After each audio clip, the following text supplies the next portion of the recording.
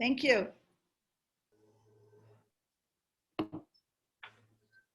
Please record, Margot, on your end as well, please.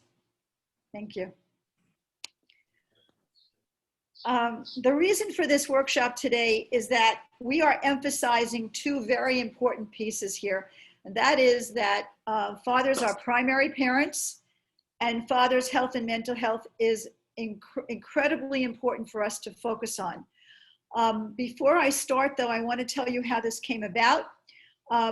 It has to do with continuous breakthroughs about father engagement and men's health and mental health. And we have to stay aware of what those messaging pieces are, because those are the pieces that we want to share with other fathers and with groups of dads. So this is also Men's Health Month, and that's why Aetna is helping to sponsor this program. They want to get the word out about their interest in promoting men's health and mental health. Mental health is going to be a big piece of our conversation today. Okay, next, please. Next slide, please. Okay, let's go back in time. 1946 is almost, what is that, 80 years ago, guys? This is a maternity waiting room print. It was put out by Norman Rockwell, and it shows fathers that were not allowed to go into the birthing rooms. They were not prepared to be fathers. They didn't go through Lamaze training. And it's actually very comical if you have a chance to look at this print. It shows fathers that are sort of sitting by themselves, very fearful, pacing the floor. One man is showing his card, his business card. Somebody is reading. One person fell asleep. And basically, this was called the Storks Club in 1946. When I was born, not to give away my age, although I guess I am, my father was waiting downstairs in the street. My mother and the nurse picked up the baby. That was me, to show him the baby. He was not allowed in the hospital. And of course, we kind of get a feeling for that today because of COVID, and some dads were not able to spend time, in the birthing room and so on. But this is 1946. And again, look at the title. What is the title? Maternity waiting room. It didn't even call it paternity waiting room. Fathers weren't even acknowledged even in the title. And again, it was called the Storks Club. Now we're going to fast forward here for a moment here, but I want to mention that in 80 years since then, most of the dads that are on here were involved in the birthing process. So we've come a long way, and it's a result of all kinds of movements, the women's movement, the movement that took place in hospitals, because hospitals were becoming cleaner places to have babies, and it was going from the home to the hospital. But let's keep in mind this particular slide. Next, please. Okay, Jonathan is here. Jonathan is going to speak to us about the messages that we got from our fathers and their grandfathers then in 1946 and now as well, because we're still hearing some of the messages. Jonathan, you're on. Well, we know that, generationally, we learn by modeling, by what's being modeled around us. And often, men, as it says on the slide, they thought of themselves as providers. And even though we have had generational change with women going back to work, the issues of what is a man's role is often still been left behind. Your role is no longer a role, it's a relationship. But historically, men tended to be the ones we're not anxious about the family, we're handling things, we come home, and if things aren't in order, we explode. The whole wait till your father comes home. And so that's what it's like that the moms took care of all the nurturing, and then the father took care of the punishment. And it says there on the third bullet that men were present, but not emotionally. That they did not, show very much within the home. Now, okay, this is painting with a broad brush, and it's very stereotypical. There certainly wasn't always this case. I remember, as in the 60s, I have a memory of my father coming in the front door. Why would y'all go out there in the rain? Go ahead, mute. Ijamin, mute when you're talking with your family. But I understand you're keeping your kids safe. But I'm back to this little story. I remember, of course, I'll never forget when my father acts differently than I'm used to. And one day he actually came in the front door, and I might have been 2 years old, probably just on my feet. But I can recall seeing him cry. And then life changed. We didn't really get any information, but my dad became really anxious and more preoccupied than ever. So there was still that disconnection because he was trying to solve the problem that I didn't learn about later, that my mother had cancer. And it took a number of years before she died. It was about 5 years, but I do have that memory of him showing that emotion, but then it was shut down. It was the news. It was shut down and be busy. However, I can say I'm very grateful that he did. Everybody remembers those moments your dad connected with you. Absolutely. And Jonathan, your point is well taken, is that it is stereotype, but we're still hanging on to some of the messages. And some of the dads that we encounter today in our work, they're still affected by the messages that are on this slide.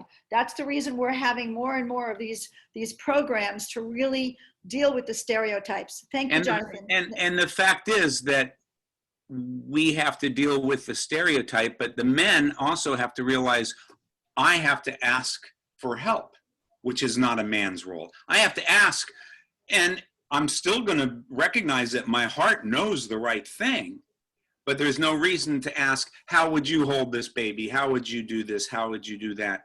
Immediately, problem solving takes place when you get information. You got it. Absolutely. Thinking it is not your place to know is a big mistake. You need to know. Excellent point about nobody knows everything there is to know about transitions in our lives. We have to learn about the transition and what it means and how to adapt. Next slide, please. Thank you, Jonathan. Okay, we fast forwarded, didn't we? Look what's happened. Fathers are actually invited into the birthing rooms.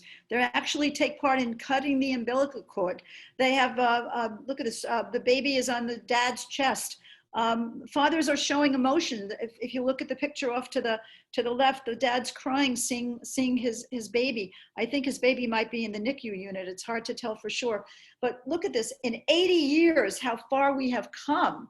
And yet we need to talk about the health and mental health of fathers and what's changed over 80 years. Thanks for that. Next slide, please.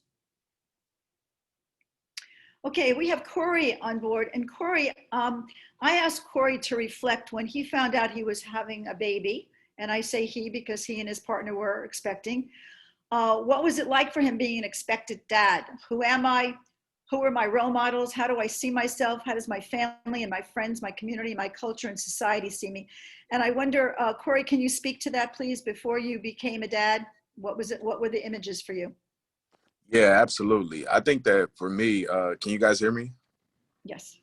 Okay. So I think that for me, it was a special journey because prior to my son being born, I was looked at, I guess you would say, as complimentary, not as someone that was going to be a parent. I was looked at as someone whose role was just to assist mom in whatever she needed. And that was the extent of my role. I wasn't really looked at to be a nurturer. I wasn't really looked at as you're going to have this certain relationship with your son per se. I was looked at as someone that my entire role was to make sure that mom was okay because her role was more important than mine.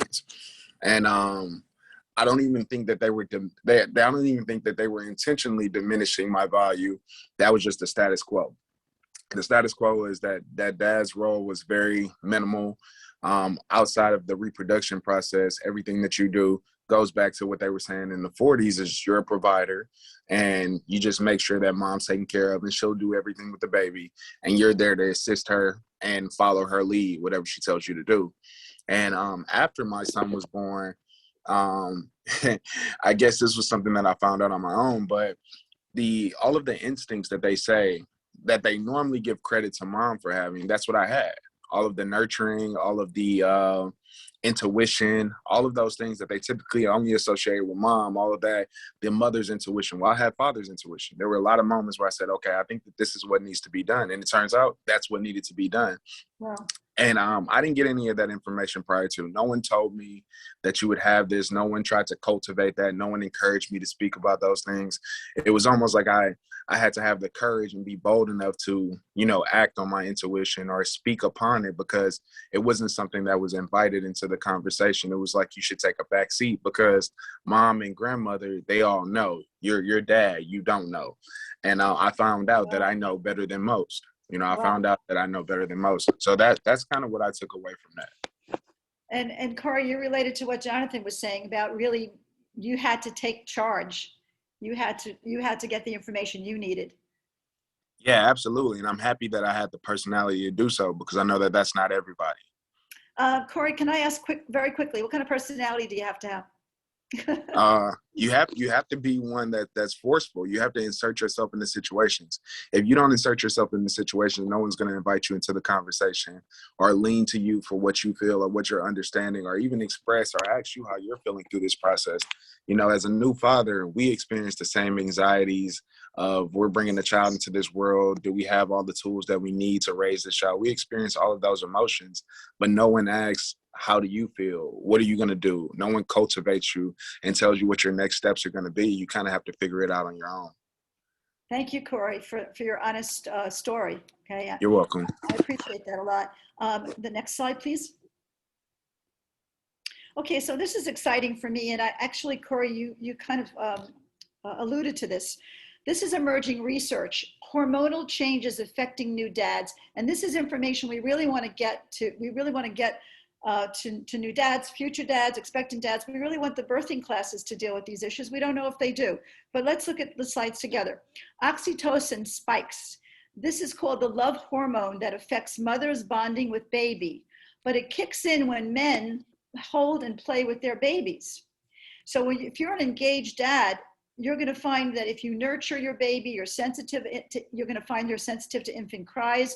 It increases the desire to be close. And the skin-to-skin experience is very pivotal in bringing on those feelings. One father said it was like walking on air to have that connection with his baby.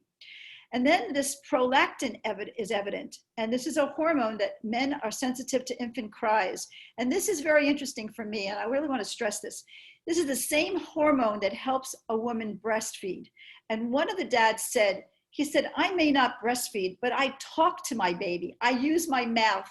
I sing to my baby. I read to my baby. That's how I connect. So I don't say I can't breastfeed. I say I could talk, I could sing, I could read. And that's a great way of looking at how your role is so critical in that area. It's not what you can't do or what your body perhaps is not capable of doing, or maybe one day it will be, but what you can do. And that's what we want to focus on. But this is pretty terrific. And then the last piece here is testosterone drops. And this is interesting. And I'm going to ask Corey for a minute. That you're less focused on risky behavior. You're more aware of safety issues. Is that something that happened to you, Corey? Yeah, absolutely. And I think it still exists now. My son is 2.5 years old. And I think we recently went out of town. We went on vacation and we went to the Jersey Shore area. And he had a little bit of a runny nose before we left. And so we were on the beach area, and the water was a little colder than what our beaches normally are. And I was so concerned about that cold getting worse, right? I was more concerned than anyone there. I'm like, well, I understand you want him to have certain experiences, but for me, it's more about what's in his what's in the well-being of our son. So yeah, no, absolutely. I think I'm the one that wants to wrap him in bubble wrap before he goes. Can I add something, Holly? Yeah. I was reading about that prolactin. Yes. And it says that it also has a feedback loop with dopamine. And everything it's talking about here, the skin-to-skin experience, the playing and holding with the child. And it's not just babies, but of course babies is that initial event Yes. of, Yes. it's throughout a child's life, these experiences that give you a balanced dopamine. Dopamine is the neurotransmitter, the hormone of attention, of focus, that tells you this is important.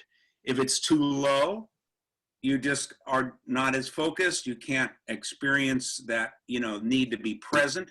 If it's too high, you're too anxious. So that everything is too important.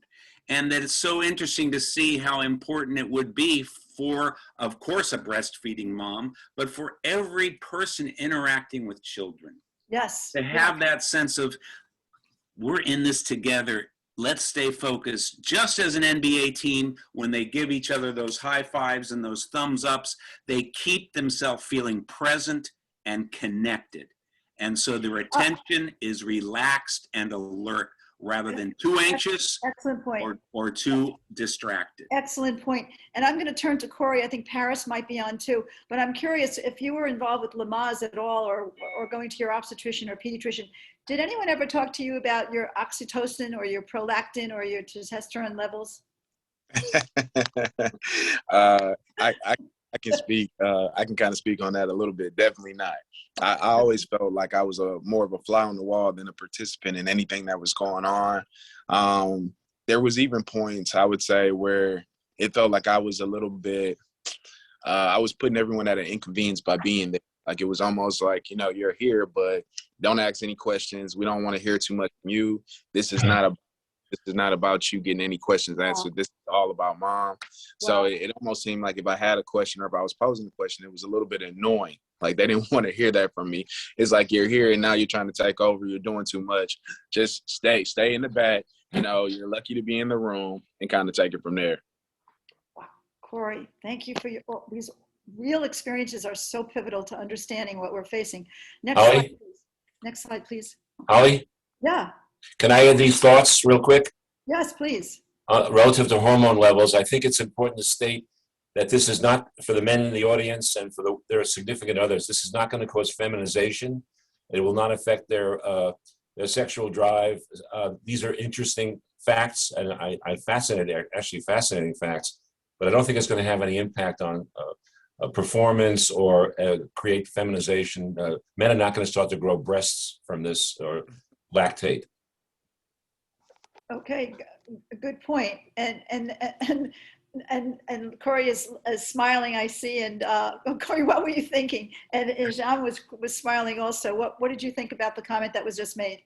Yeah, I was just laughing because I felt like he was stating the obvious. I mean, I go to the gym 5 days a week, so I'm not concerned about growing breasts or lactating, but I thought that was good to just state the obvious on that.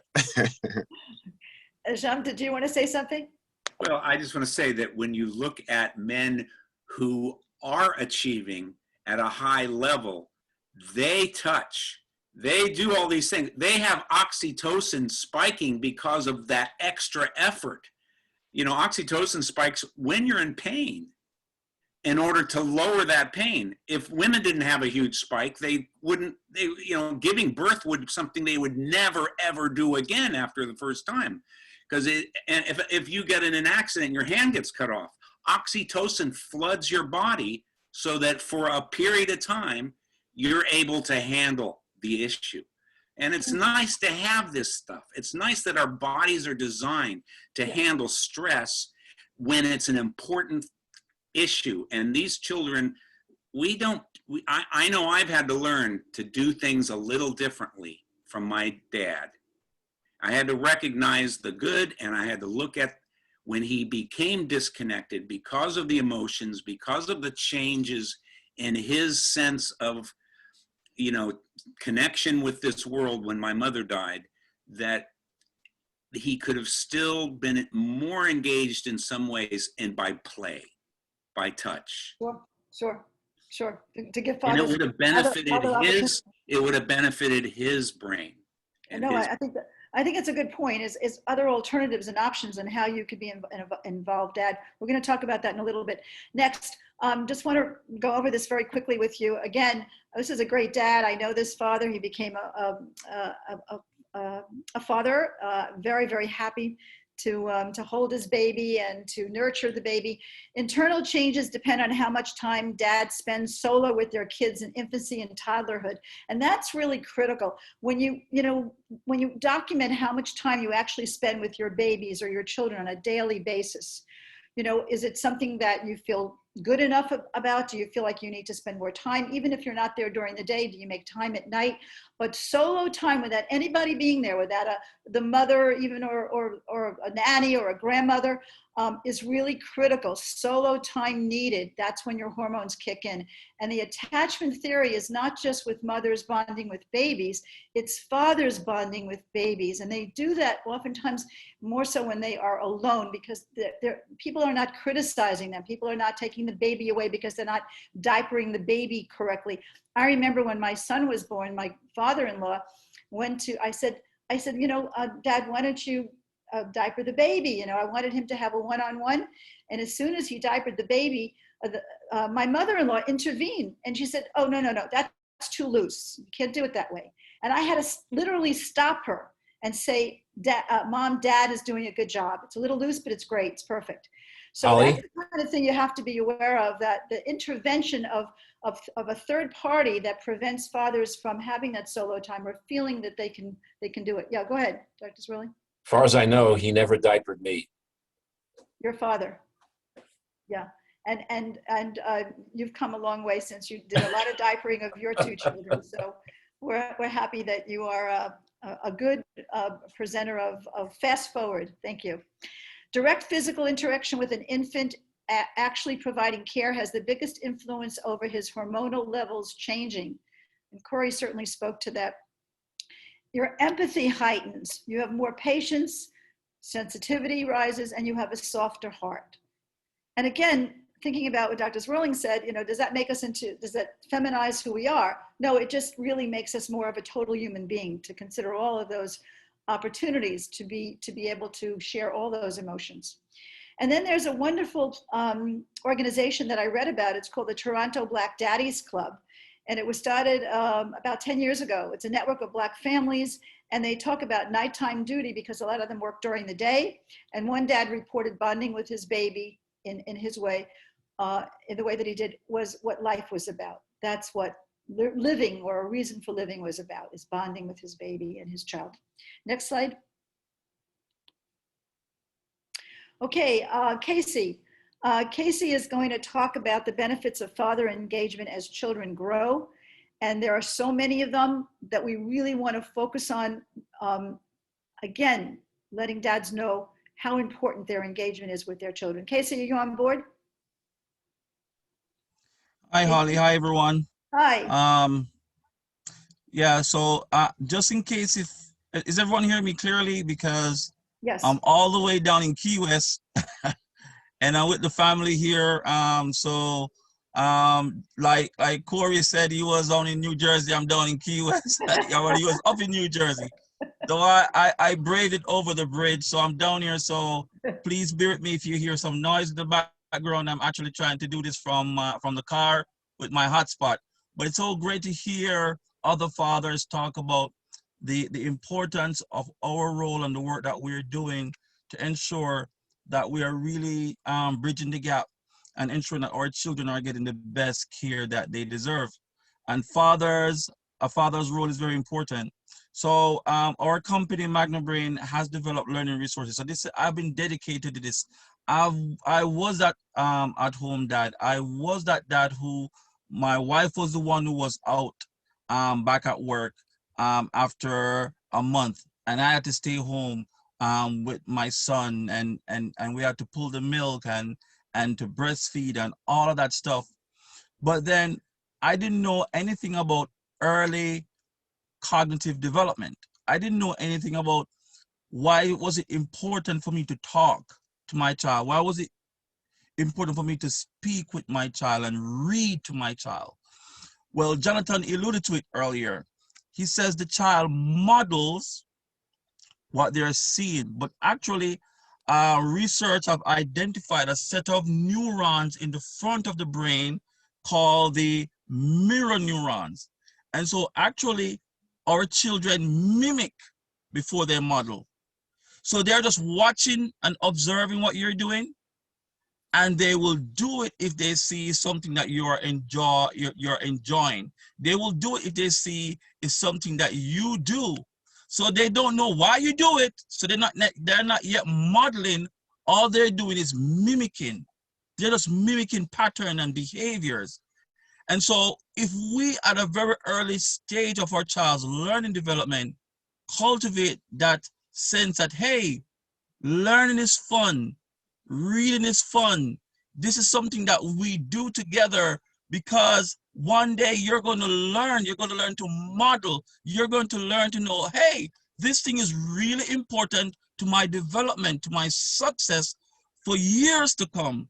So when I had my kids at home, my son who was my first child, and I used to take him to the library and we used to read together, I can honestly tell everyone here, I can proudly say I taught my son to read. I didn't depend on the school system. Now, I'm going to say something to you guys, and why is it so important? Black boys in America, in this great America, this great country, are 2 grades level behind their white counterpart. What they're saying, they're entering into the school system 2 grades level behind, mean that they're not coming in with the cognitive skills, they're not coming in with the vocabulary skills, they're not coming in with skills that they need to perform and manage the wealth of information that is going to be poured upon them when they enter into the school system. That's why there's a big emphasis on early learning development. So we cannot stress how much better our children are going to be ready for school. We can't stress how much better when fathers are involved, because if mom has to go out and dad can share those responsibility of the reading and the storytelling and all those things. And I want to really emphasize something here for the dads who are here and those who are doing incredible work. I remember I had a meeting with Corey, and behind him he had storybooks behind him, right? I'm a part of the campaign for grade level reading. I volunteered with the United Way Reading Pals program for an entire year in Broward County. And when the teacher told me, she said, Casey, I have kids in here that they cannot write their name. She have 2nd graders who can't write their own name. And I mean, guys, when I was growing up as a child, it was your parents who taught you how to write your name. That wasn't left to the school to teach you to write your own name. So we have to get involved and know how important just doing these basic things with our children is going to set them up for success for years to come. Not only we talk about lower rates of depression, not just for the father, but for the child, because research shows when children start to fall behind, they become so depressed, they become so anxious, and that's why you're seeing a lot of the behavioral issues in school, because you're asking a child to do something that they can't do. We're talking about keeping teenage offspring out of jail. Well, research shows that if a child is not reading by grade level at grade 3, right? It's well documented. They have a 75% chance of ending up in prison and dropping out of high school. So we know that there's an early emphasis need to be made on helping our children with early literacy development.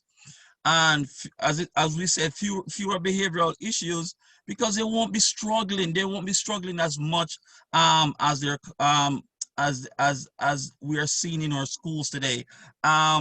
Less likely to be delinquent and have criminal behavior. I really don't like that, because sometimes we kind of make that leap that kids who have issues in schools are automatically going to become criminals. That's not necessarily what we're saying, but what we do know for a fact, that when children don't have that parental support, especially from a strong male role model, right?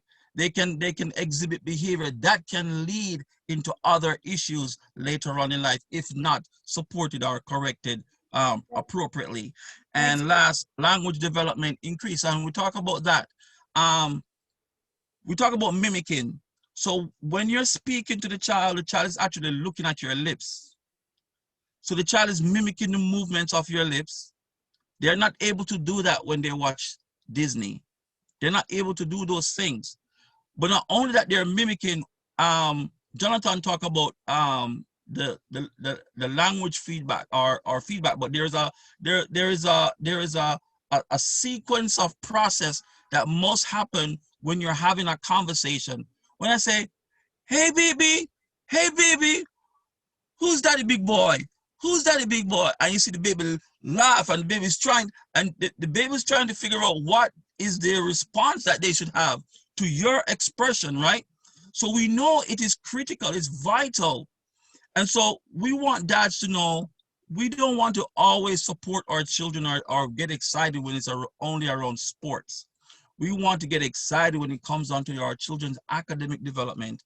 And so that's why I'm happy to be a part of the Fatherhood Task Force. Thank you. And Holly working to make sure that fathers have resources and tools and strategies to ensure that their children are ready for school when they are getting ready to go out there. So thank you, Holly, for Thanks, allowing me Casey. to Thank share. you. Only you could present that as eloquently as you did. Thank you so much. And I don't know about you guys, but I'm ready to jump in that picture of the beach scene and run with the father. It's very inviting, whether it be Jersey Shore or Key West. I also want to mention something that oftentimes I see dads walking with their children, but they don't talk with their kids. They don't communicate. And even with babies, I mean, how many times have we seen fathers in public say, you know, have a cute little conversation? There is something that holds them back from doing that. And that's something that, you know, we could talk about later, but that's a straight Holly, if I may, and Jonathan probably could speak to this too. So I witnessed something, guys. I witnessed a mom, right? So she was, I guess she's rushing to work and she's pulling this little 4-year-old boy, right? And so she's rushing, I guess, to catch a bus or whatever. And so he saw this huge truck, the container parked at the side of the road. And he was trying to tell his mom, the truck. He was trying to show her that there was a truck parked to the side. And she said, come on another time. And so she lost that moment to really help him understand or help him to make that mental connection, because he might see that truck in the cartoon, but here he's walking along the street. He sees the truck for real life, but because mom cannot engage with him at that time. So that is so powerful when dads get to walk their children out and the child is looking around and they're seeing things and they can ask questions, they can inquire, and you can explain that to them. And so that is just as important as anything your child is going to do in the classroom. Thank you, Casey. Next slide, please. Okay, this is the other issue that Aetna really is very interested and concerned about. I want to go over it very, very quickly, and then we're going to talk about it a bit. Health equity for fathers preparing for parenthood. How many dads here actually went to a doctor prior to becoming pregnant? How many of you fathers planned your pregnancy and planned a health visit to make sure that you were in good health? And I want to just mention a few things. For instance, your health history is very critical. Heart conditions, diabetes, cancer, you name it. We've all had, you know, issues with our parents and grandparents. Smoking, addictions, whether it's alcohol or drugs, sexual addictions, there can be many. Medicines, the kind of medicines that we're taking and whether it can affect a pregnancy. Oftentimes I see a commercial on TV that talks about mothers should not take certain medications while they're pregnant. Well, maybe it also affects father's sperm also, but it doesn't talk about that. Obesity is an issue that, you know, we're seeing more Americans in general putting on more weight, and it's having an effect on pregnancy. There's documented information about that, and how when we lose weight in preparation for becoming parents, it does affect the birth of our babies. They oftentimes will not pick up on the gene of obesity. And then we get into the mental health, depression, anxiety, toxic stress, and trauma. Jonathan's going to talk about that in a bit. And this is what is really important, and it's something that is so dear to my heart right now, and Corey picked up on this a little bit. We should expect doctors to include fathers in pregnancy assessments. If you're going through a pregnancy or anticipated pregnancy, expect the doctor and the nurse practitioner and the PA and whoever is going to be taking care of your pregnancy to invite you in and to speak with you and to respect you by looking at you and asking questions and giving you information just as much as they would provide the information to the mothers. So it's really important. We need to also rely on doctors to make referrals. If they find out that we have a history of cancer or heart disease or anything that would put up alarms, that they should be making referrals and letting the dads know how important it is to follow up. Information sharing and counseling. And oftentimes, I remember one of the movies that I saw where the father talked about his level of stress was so high in anticipation of becoming a baby, but did the doctor make a referral for counseling? Or perhaps, maybe connect them up with a father's support group. And then the last thing is discharge planning. That's incredible. I'm a social worker by profession, and I used to work in hospitals for years. And one of the things that I did was discharge planning. So when a family left the hospital, we met with all of the family members to talk about the discharge plan. And that and in this case, since we're talking about pregnancy and parenting, it would include the father. A discharge plan should not take place only with the mother. Find out when the father is available. Find out his time. Make sure that if the morning shift can't do it or the afternoon, the night shift does it. But fathers should be given the same information and expectations as the mother. So discharge planning is critical. Anyway, that's health equity. And the reason I'm making a big deal about that is that's one of the things we're going to be focusing on this year is for fathers to be aware, are they getting the same services, health services, mental health services as mothers are? And how can we work with our insurance companies? How can we work with our health care providers and our clinicians to raise the awareness of health equity and how that affects father involvement? Next, please. Okay, birth of a father as nurturer. Corey, can you speak to that for a moment here? If I've missed out on anything, is there anything that you would want the health provider or clinician to know that's critical? Can you name 3 things that you really think is important for everyone to know at this point, since our time is limited? Yeah, I can. I'll try to, can you hear me? Yes. Okay. So one of the things that I thought, and I had, I'm the exception to the rule because I think I got information that other fathers don't. But one of the things that was really stressed when we went through the process was after my son was born was they didn't only encourage skin-to-skin contact with mom, they also encouraged skin-to-skin contact with me and my son.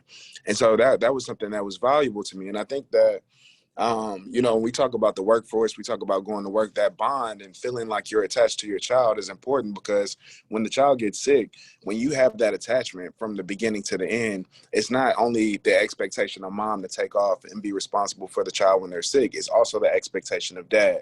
But when dad doesn't get the opportunity to feel like a nurturer, to feel included in the process, those things kind of go by the wayside. And I think that those moments are invaluable.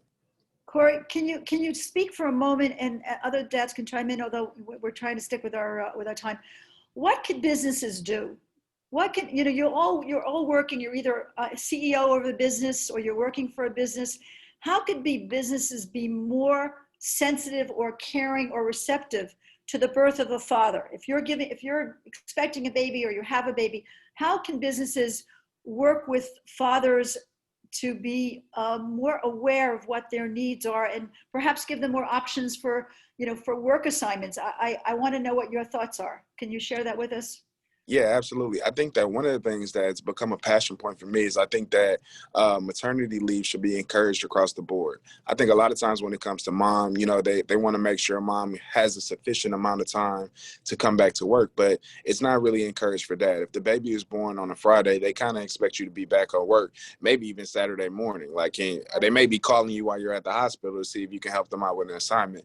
So I think that should be across the board. And I think that even doing that helps mom. That helps mom in her career for, because now you have that equality. You don't have those opportunities where she feels like, because I'm out on maternity leave, you know, I'm getting passed on opportunities. Now you get a little bit more across the board of people. It's not the stigma of, if you have a child, you're not going to be able to progress in your career. And then I think the other thing is on sick days, you know, when the child is sick, I think it's the expectation that the mom will take off work and the expectation that you'll come to work. I've seen a few times with me personally because I've been at every doctor's appointment for my son, but I've seen when I had to leave a little bit early for that doctor's appointment, everyone's looking like, so you're going to the doctor's appointment? Where's his mom? Where's his mom? Why are you the one that's going to the doctor's appointment? So I think that it shouldn't be looked at as it's the mom's responsibility to take care of everything that happens with the child. It should be kind of a little bit more equality. And the expectation should be that the father is going to be there as well. And we don't have that now. Thank you, Corey. And again, that also goes back to the issue of having solo time with the baby. If you have paternity leave and you have more time with the baby, that gives you that opportunity to connect with your baby emotionally. Yep. And fathers are missing that and have been missing that over the years. Thank you, Corey, for that. Next slide, please. Okay, very quickly, I just wanted, there's a social stressor scale that I sometimes look at because it reminds me of all the transitions in life that we deal with on a daily basis and how it affects our stressors. And the list that I have is from 1 to 43, 1 being the death of a spouse, and 43 is minor violations of the law. But I wanted to point out 12 is pregnancy. That is a major stressor in life. And yet, you know, we think about pregnancy, we're happy, we have balloons, we celebrate, we have parties, but we don't realize that it also is a stressor that we all have to deal with in terms of the health of the baby. How are we going to afford to raise this baby? Housing issues, working issues, family issues. There are so many. And when I was at South Miami Hospital, I started a program called Preparation for Parenthood, and it was emotional preparation. They didn't offer that at the hospital, but I did create this program. And boy, the couples that joined, the partners that joined, they were very, very excited to have something like that where they could actually talk about their fears and their concerns. And I just wanted to mention that again, pregnancy, number 12. So it's high up there, guys. Next slide, please. Okay, very quickly, Jonathan, I wanted you to, again, you know, just being aware of time right now, physical health. I was talking to my husband actually about, you know, weight gain on the part of fathers and back pain, the COVID syndrome. And oftentimes fathers, I guess, maybe they tend to put on weight just to get a feeling for being pregnant or looking like they were pregnant, maybe getting a little bit of attention. Perhaps somebody says, hey, how's your pregnancy going, by having a little bit extra weight on you. But, you know, we really need to focus on 4 major areas. And I wanted Jonathan to deal with the one that's very close to his heart, which is trauma. The one I want to talk about very, very quickly before I let Jonathan go with that is postpartum depression. 10%, 1 out of every 10th father experiences postpartum depression. And what that means is that they are exhibiting emotions that have to do with responding or reacting to the birth of their baby. And they don't know what to do with those emotions. And it could mean that they stay away from the baby, they stay away from their partner, they stay later at work. Something is going on that's changing their ability to be able to connect with their new family, and yet we're not providing access to services for new dads. We're not even finding out whether new dads are having some issues with postpartum. So, Jonathan, will you take it away and just talk a little bit, if you would, about how do we recognize trauma and how do we decrease the stress and trauma? And it connects so much with the physical health and the mental health and the relationship strength and stress reduction, all these areas. Many people have heard of the ACE study, Adverse Childhood Experiences. And this was a study done of adults and asking 10 simple questions. When you were under 18, was there someone who was an alcoholic or using drugs and alcohol in your family? Was there someone with mental illness? Did you lose a spouse, or not a spouse? Did someone in your family member die when you were under 18? Simple questions like this. But they were asked of adults, of 1,700 adults in the first time it was placed. And their answers of their early childhood experiences, actually we found out it's even more intense the earlier you are, but under 18 had a direct correlation to their physical health and the likelihood of them dying quicker. In fact, if you had a score of 4 or more, and I score 3 personally, you have serious problems with work, with finances, and these are percentages, of course. But what does it mean when you get this information about what are the stressors, what are the traumatic experiences, is that when you are able to become conscious of them, the reduction in their effect on you is already happening.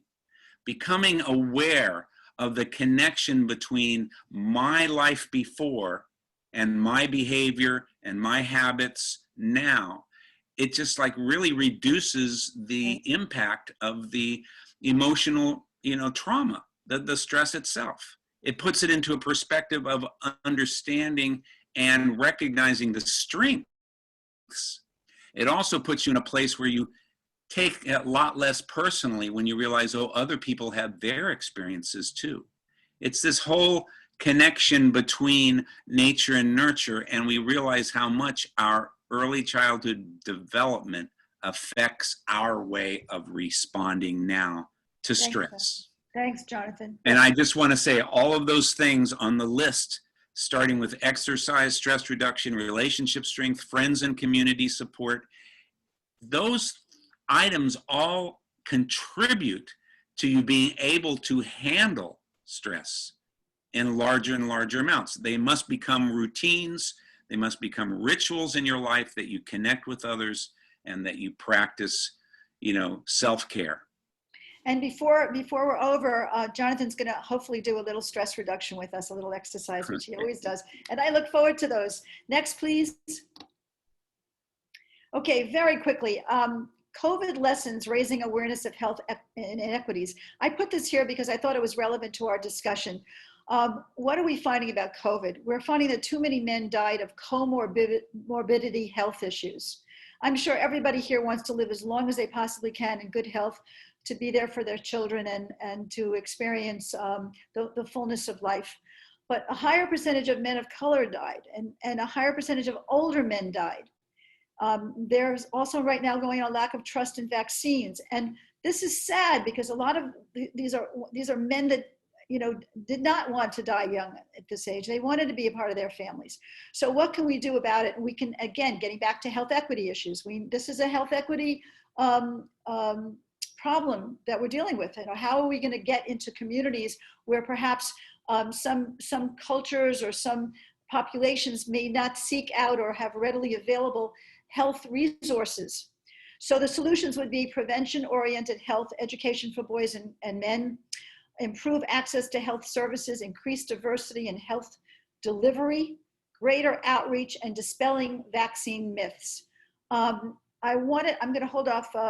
Antoine, are you with us? Antoine? Okay. Yes. Antoine, are you there? Yes, Antoine, ma'am. please do me a favor. Would you talk about preventive health right now and the importance of men being aware of taking care of themselves early on, boys and men? Well, first off, Ms. Holly, it's all depends on the medical system. And now these days, if you don't have no insurance or you don't have the funds to pay, to go to the hospital, get treatment, basically they push you to the back burner like they did me. I was young, had health issues, didn't have no medical insurance. So I had wounds that probably was so big that they put a Band-Aid on and said, okay, we treated you. So when you have issues like that, it's very hard to prevent it. But unfortunately, at some point, you might get blessed and, opportunities and doors open up for you. And by the time that happens, it might be a little too late. So now you're battling with health issues like I am, with kidney failure, uncontrollable diabetes that I once had, becoming a bilateral amputee because I was walking around with an infection in my body, couldn't get the proper antibiotics, the proper treatment that I needed, and me at that time I was young and I was in relationships and I could have had, you know, kids, but me being the type of guy that I was, I didn't want to bring a kid into the world where they would have probably had health issues also, or the mother would have had to deal with that kid and me. You know, that kid might have an illness. I have an illness. So now that mother and the girlfriend or wife would have to deal with two sick people, you know, which would be very Right. depressing, which would be, you know, very hard to deal with. So, you know, if you can prevent the health issues growing up, eating right, you know, exercising properly, making sure you do research and read on things that you can, you know, certain food that you eat, stuff like that. Unfortunately, you know, that wasn't the issue with me. I developed all type of problems and, you know, but now I'm doing better, even though I had a kidney failure, I'm bilateral amputee. But my health is better than it was because I'm gonna be honest, I haven't even taken the COVID-19 shot because of my issue, you know, with me being a dialysis patient. Um, the vaccine shot can go the wrong way with me. So I just put it in the hands of God and say, you know what, Lord, you done brought me through so many journeys, so many issues while I've been in diabetic coma, sugar 1100, all type of things, you know, infection that was deadly. So right now, you know, it's been over a year or so. I haven't caught any signs or had any signs of the COVID-19. And so, you know, you just gotta make sure you do everything and be careful. Don't be too careful, but just be careful enough so you can prevent certain things like COVID-19, Thank you, eating the Antoine. wrong things and having health issues, stuff like that. Miss Holly, you Thank you, know. Antoine. I want to say something quickly about Antoine, then we're going to go. Just give us a few more minutes here. Antoine is an absolute role model for children. He goes into the classrooms and he talks to the children about his diabetes. He even shows them his prosthetic legs, and he teaches the children about health. He is a role model for the children to learn how to take care of themselves. And again, he's bringing up an issue of health equity issues and how important it is for all of us to be aware of access to health, and money should not be a factor. It should be a right to have health care. But the other thing too is that if we don't think about health equity issues, it winds up costing our society so much more when we have to address health issues and rehabilitation. So I think that, again, Antoine is a great role model for us to learn and so many lessons. And I thank you, Antoine, for sharing your personal story always. Thank you. Next, please. Okay, Jean, are you there? Yes, ma'am. Okay, Jean is going to talk about taking off our straitjacket.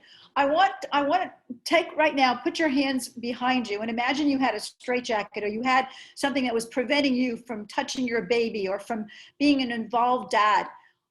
Well, guess what, guys? I mean, Corey's doing that. What would it be like to be in a straitjacket or to feel emotionally in a straitjacket? And I wanted Ijam to talk about that. What are the personal barriers we face, Ijam, in terms of feeling that we're in a straitjacket, and how is that imposed by others? Well, first off, thank you, Miss Holly, for having me on. My name's Ijiman, to get it right.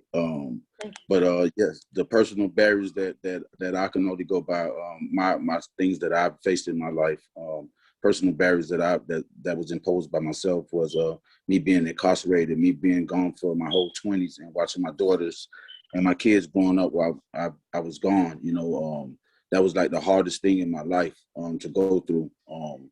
You know, other barriers that we face with our kids' mothers and stuff like that is, you know, being on child support and different things like that. And you know, to me, you know, I would never use that excuse just because I'm on child support that I wouldn't be there for my kids, because I think that's the greatest thing that God can give us, is being there. But that is a barrier that we do have to overcome. You know, we also have to overcome just the fathers not being involved in their kids' life. It shouldn't have nothing that should stop you from being involved in your kids' life. Like I say, no child support, no baby mama talking about these things. You know, you know that it's a not it's an obligation and your responsibility to be a father into your kid's life. And like that's it. You know, there should be no barriers. Thank you. And I think that you bring up the point of emotionally and physically, we really have to think of ourselves in that way. Are we doing it? Are we imposing a straitjacket on ourselves? Are we part of the problem? Is our family part of the problem? Health providers, obstetricians, pediatricians, society. We really have to look at this issue very clearly and think about what actions we could take so that we could be free. Really, the whole idea of fathers and freedom to me is really something I want to focus on this coming year. Next, please. Okay. Paris, are you with us? Paris? Yeah. Hi, Paris. Paris, can you hear us? Okay. Paris? Is Paris there? Paris? I can hear you. Hold on. You can hear us? Okay. Well, I'll introduce you. Paris was interviewed by NBC in relation to the Fatherhood movie. Actually, it's called Fatherhood. Kevin Hart is the main protagonist. And he had to really prove during the course of this movie, because his wife died in childbirth, that he was capable of being a father. For those of you who have not watched the movie, try to get it on Netflix. But Paris is going to talk about what the movie meant to him, and personally is going to talk about two things. He's going to talk about services and programs that need to be available to both moms and dads, and he's going to talk about support groups for dads. Paris, are you there? Yes, ma'am. Can you hear me? Yeah, please, go ahead. All right. First and foremost, thank you so much for the opportunity of being here. Second of all, if you get a chance to go on Netflix and watch the movie Fatherhood, it was truly a great honor and a privilege to be able to be interviewed about that movie. It literally showed the life in some capacities of what fathers go through. I honor the great king, and I call him king because that's what we are. We're kings. Kevin Hart for being an actor in that movie, a starring actor, showing that fathers do go forth and do what we can do. One of the things I always tell Miss Holly is me being a father, a young father. I'm just 27 years old.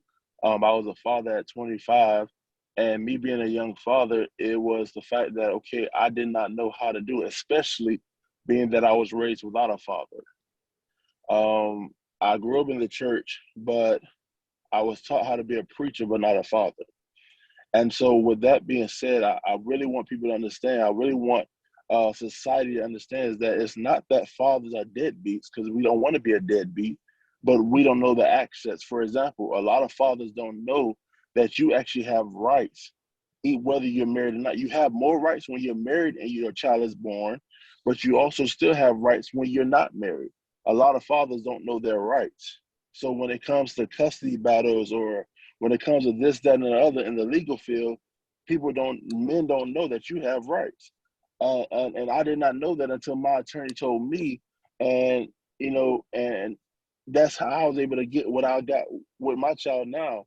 One of the services I do encourage that somebody, starts or that'll be implemented is that you teach fathers, just like you got parenting class for mothers, and granted it could be for both, but you really teach fathers on how to really parent that girl, how to really parent that boy, how in so many ways as a baby, what do they have to go through? I heard somebody say about postpartum and different things that you have to go through as far as insurance. They got Medicaid, and most of the time the mothers be on the Medicaid. But what about the fathers? What do we get? And so I feel like there's a lot of services that should be provided, not just to the mothers, because in reality, and this may sound crazy, and I give honor to every queen that carries a child or who's capable of carrying a child. At the same time, when you understand this right here, when you're carrying my seed, I'm also carrying them too. Absolutely. You're carrying them physically, I'm carrying them mentally, emotionally, and watch this, even to a certain degree, financially. Paris, it does not sound crazy, Paris. That's the reality. Yes, ma'am. So it's the fact that the matter is, what we got to understand is that when pregnancy comes, it's not just one person pregnant. We're pregnant together. It's our baby. It's our pregnancy. And so, like I said, I love the fact that Kevin Hart really encouraged. You know, you have the good and your bad views, but I encourage men, fathers. You know, I plan on watching it again this week. I will have my child, my daughter, and me and her gonna sit down and watch the movie together. You know, we're gonna watch the movie together, not because, oh, daddy was on TV because of it. No, it's literally because this is, in so many ways, this is a history movie. It may not look like it, but it is. I am a father, and I want fathers to understand you're just as important as a mother, or even, and maybe even more. You're important. You're not just a daddy, you're a father. And not trying to take it to the church world, but you know, I'm a preacher. And so the reality is this: we call God Father. Why? Because He's a father of many things. Father doesn't just it means you're a daddy. That you're not a daddy. You're not a father just because you're a daddy. You're a father because you chose to take your rightful stand and say, I'm going to father, I'm going to nurture, I'm going to mentor, I'm going to lead this child in the way that they should go. So I'm going to stop right there. Paris, thank you. Your enthusiasm is coming out loud and clear, and I'm so proud to know Paris, all these great fathers. I have such admiration and respect for every one of you. Next, please. Thank you, Paris, for that. Mr. Todd, can I say something? I'm sorry, who's talking? Ms. Eichmann. Yeah. Yes, I want to. Give us 10 more minutes. We're just finishing up, and I appreciate that. Go ahead. Yes, I just wanted to say something on what Paris was saying, you know, about the movie. You know, I get a firsthand, I get to live that firsthand, you know, with my kids. You know, I have custody of my daughter, you know, which I just got custody of her last year. You know, she's just turned 16, you know, and just adapting to, you know, her and having my little son at the same time, you know, and I have custody of both of them, and being a 24/7 father, you know, is totally different than just being a part-time father, you know, and that's what I mean by us men. We got to step up. It's not just on a weekend thing or a one-time thing. It's a everyday thing, you know, and parenting doesn't come with a manual. You know, you have to adapt. You have to learn. Why? Because each child have a different personality. They come out differently.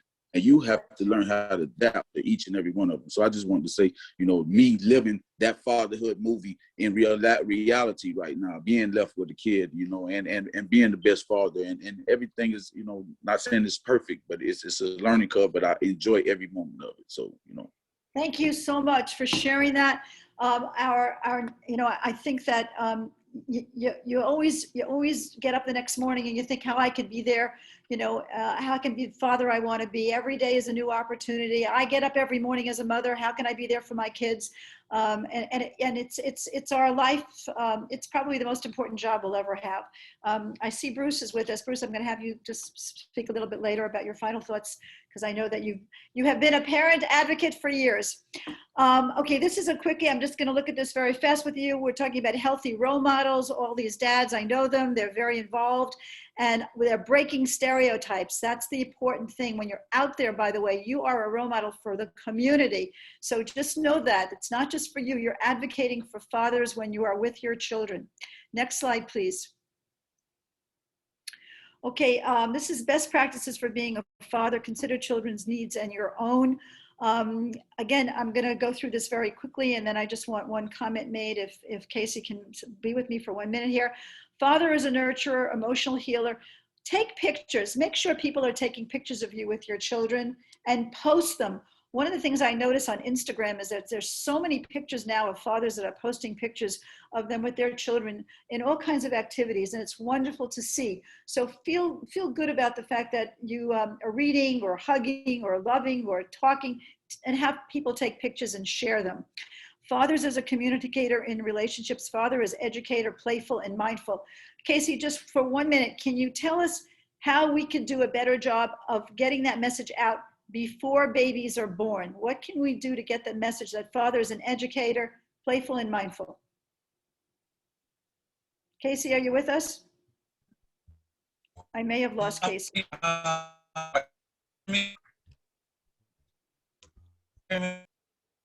Okay, I may have, I'll catch Casey next time. I think I may have lost him. Next slide, please. Okay, I want to talk about a community participant and an advocate. This is a father, by the way, that was out on a march with his two children. And they had signs. I'm not going to tell you which president he was talking about, not my president, but the father was obviously a role model for the child and talking about how it's important to use your voice publicly to state how you feel about certain issues. And here's a father that was at school and he was celebrating Fathers in Education Day, which is a program we do in Miami-Dade County Public Schools. Jana, are you there? Can you talk about being an advocate? I know that you are so much involved in the community. Oh yes, like I said, I love being an advocate for fathers, especially our youth that don't have the fathers. It's time for the fathers to just to man up. Like I was saying earlier, is we are the missing ingredient to healthy families. We are the missing ingredient to stop the violence in the community. We are the missing ingredient just to be the head of the household. So the man needs to come back and just be the man that we are. A part-time, a broke father is better than a wealthy father that's never around. So, a broke father that can spend daily giving his kids love. And how many of our youth have had their father kiss them on the forehead and told them that they're proud of them, from coming home from not just on sports or anything, they don't even, it's mostly the moms. So, just getting the fathers to see their worth, to understand how important they are to our youth and to our children, and everything that you spoke about today, yes, we started a man up thing and it's about us, our youth. And our men stepping back up to the plate, being the rightful kings that they are, and just being there. And he's doing a great job with the youth in the community. So we're very appreciative of all the work that you do. Next slide, please. We're coming to the end. Okay, so again, let's just sum up here. Your health is in your hands. We're talking about prevention and partnerships, and don't leave it just to circumstances. I think all of you said there's no manual that comes with parenting. I want to tell you that I don't agree with many of you. I do believe that there's not only manuals, there's books, there's Corey mentioned that we need to get the information from the health providers. It's there. We need to ask for it. We need to look for it. We need to expect it. We need to be respected as fathers. And so don't leave your life choices, your life circumstances up to circumstances. It's not the way that you want to live your life because you're role models for your children and you want to show them that planning, prevention, partnerships is really critical for them to learn how to engage with other people, to make things happen in their lives and to change circumstances that perhaps are not advantageous to their lives. Next slide, please. Okay, and again, I'm finding, this is the end of our program together, but these are fathers that I know, most of the fathers that I know, that all became dads within a year or two. And I asked them to send me pictures. I love every single one of them. I don't have a favorite because every one of them says what I want to say. It talks about father engagement, touching, holding, singing, reading, loving. Being proud. Look at the picture over here of Malcolm with his baby, both wearing sunglasses, looking very much alike. It brings a smile to my face. It's pretty terrific.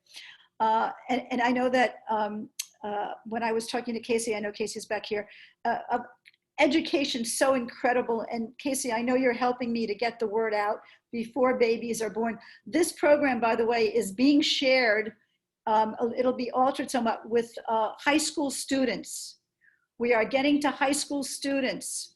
We're working with Miami-Dade County Public School and the Children's Trust so that we can get to young men before they consider pregnancy to talk about what does it mean to be an engaged dad. And we're going to be working with most of you in preparing our schedule for this coming year so we can get into the high schools and get into community organizations working with young people. So that's what we're looking forward to this coming year. I just want to, can you go to the next slide, please? Then I'm going to have last minute thoughts here. Okay, next please. Those are all the researchers that I worked with. Okay, again, this is a message from Aetna. We want to thank them. Aetna helped us put our parenting magazine together. I don't know if you can see it. I'm not sure you can see it, but it's in my hands. And this is a message from Aetna. It says, "Dear Super Dad, you're a hero in everyday life. You can be your hero in everyday health. Learn more about Aetna by going into aetnabetterhealth.com/Florida. And let them know that you perhaps saw this and that you would like to work with them on health equity issues, on issues revolving about having fathers have more opportunities for health insurance and health opportunities. And then lastly, the last slide, please, is our Fatherhood Task Force. And we've been in operation for 11 years. We look forward to connecting with everybody who is new to our organization. You can call us, you can email us, join our website. This is the finale. But before we leave, I want to hear from two people that joined us. And then we're going to have, I hope if Jonathan is still with us, he may not be, to do a last minute exercise with us to lower our stress. First of all, I want to thank Yanira Rodriguez from the Parent Center, Parent Club. I see you there. Thank you so much for joining us today.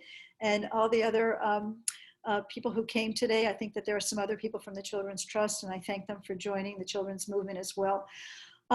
Bruce, you are a veteran parent, and you have been with us for this entire time. Can you fast forward and tell us how impressed you are with the new dads and what they're thinking and what they're experiencing and what they're recommending? Final thoughts from you, Bruce. Sure, happy to do it, Holly. I would share with you some of the comments that resonated and reflect most on my parenting experience. I became a dad 37 years ago. As Paris said, we were pregnant. My wife wasn't pregnant. We went through the experience together. Much like Corey said, back then in those prehistoric days, I had to push into my role as a father, as a parent, as being an equal, and making sure that people understood that I wasn't visiting this experience. I was in it, and I had as much involvement as my wife. I like to think of us that we were equal parents. As Casey said, I found talking to our sons as they grew up incredibly important. I watched a mother do that at Publix before our children were born, and I took that as a lesson. And she was talking to her child, who was probably 1.5 years to maybe 2 years old, and the importance of that, making sure that my language, my ability to communicate was passed on to our children. And I would like to share one final thought, and that is, as much as I was an interloper, an invader as a father those many years ago, 3 months ago, our younger son witnessed the birth of his daughter. And he and his wife, who is a neurologist, both had paternity-maternity leave. And they had to do it simultaneously and not consecutively. So there was our son being an equal to his wife and watching and doing. And the other day we went over, my daughter-in-law ran out to get her hair done. Our son was the in-charge parent.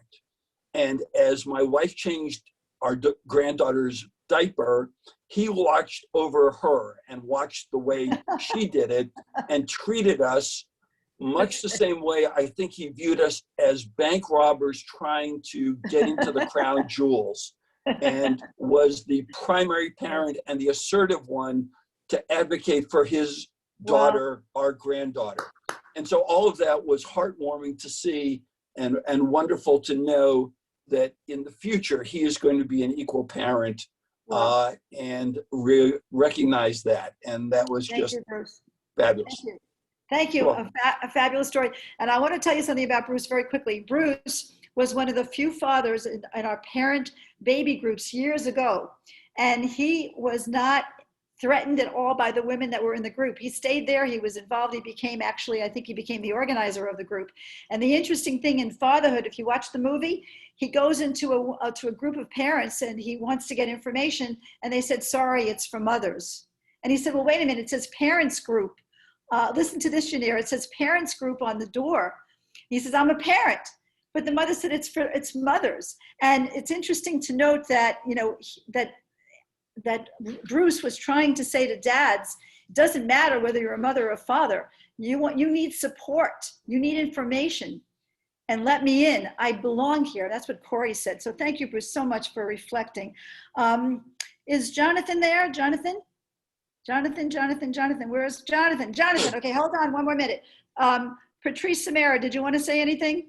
Last minute thoughts? You're the only woman involved here, I think. Patrice, can you hear me? Yes.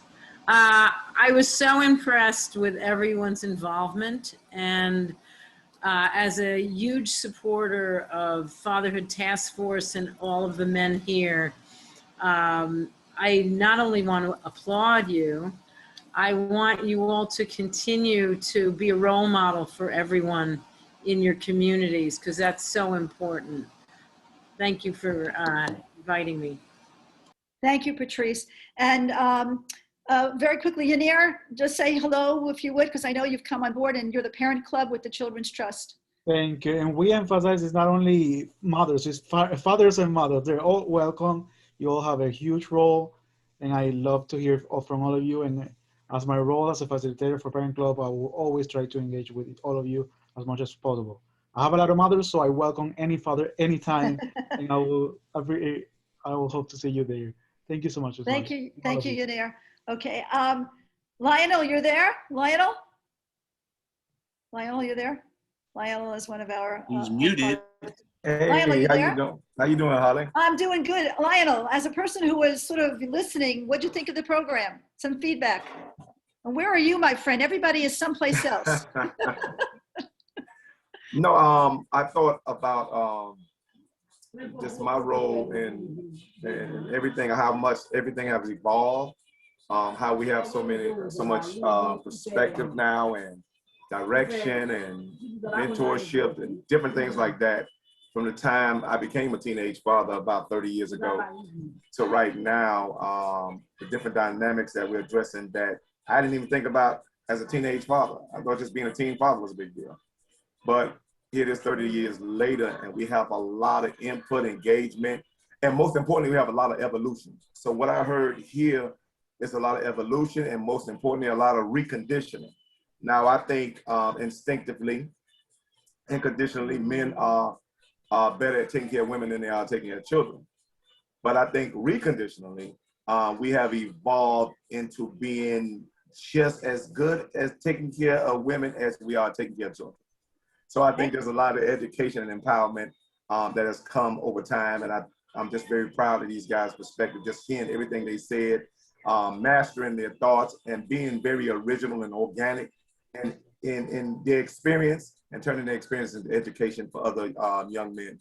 And I want to know all of you. Lionel, you and I go back so many years already. Yeah. That I look to you as as an advocate that gets better and better with age. Okay, my friend. Oh, but I want to thank thank I want to thank everybody here. You're all fabulous fathers. You're all advocates. You all work to make this a more equitable society for both fathers and mothers and children. Children most of all. We're doing this for our children, guys. This is all about benefiting children, and we have to keep that perspective. That's why we advocate every single day. When we speak, when we talk, when we activate ourselves and get out of our straitjackets emotionally and physically. Jonathan, my dear Jonathan, would you help us to lower our stress? Okay, well, I'm going to include. That bothers us. Number one, you have the right to pass. If you don't have the right to pass in any activity, your stress is going to go up. So, and this is all lessons for you and your children. Give them the right to pass. They don't have to do it. However, and something that Casey said earlier, he was saying I was talking about modeling. I was talking about we are the model. And yes, the child then follows. They mimic until it becomes their habit. And we want to become conscious models. So there is a stretch zone. We're in a stretch zone. This is what we've been talking about in evolution. It doesn't happen that we are where we want to be. That's where we aspire to be.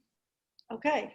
All right. But we have to also recognize the ground that we stand on and be grounded as to where we're at Gotcha. the same time. So Get this us is, out of our straitjacket. Go for it. this is a little activity that includes the ground, the sky, the rain, the wind, all the change that's happening. You can do it sitting down.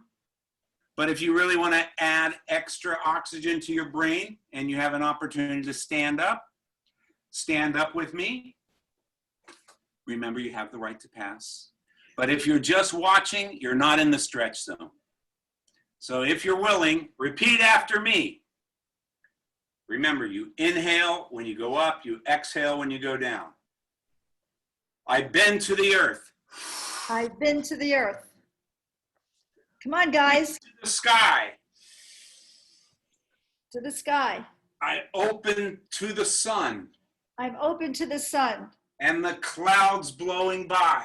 And the clouds blowing by. I welcome the rain. I welcome the rain. That flows to the sea.